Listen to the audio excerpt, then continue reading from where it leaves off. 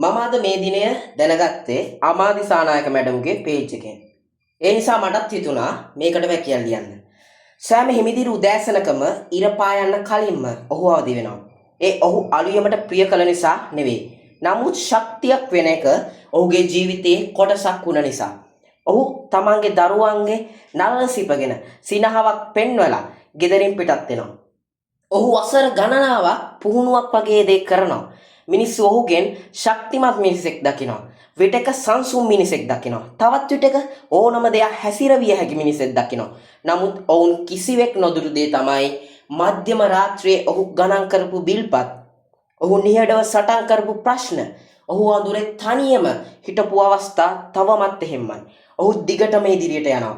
ඒ ප්‍රශංසාව සඳහා නෙවෙයි. ඒ අවධානය සඳහා නෙවෙයි. නමුත් ඒ ඔහු මත යැපෙන ආදරණීය දරුවන් සහ පවුලේ සමාජිකයින් වෙනුවෙන්. සැබෑ පිරිමින් ලෝකයේ විසින් තමන්ව අගය කරන අවස්ථා තකන්නේ නැහැ.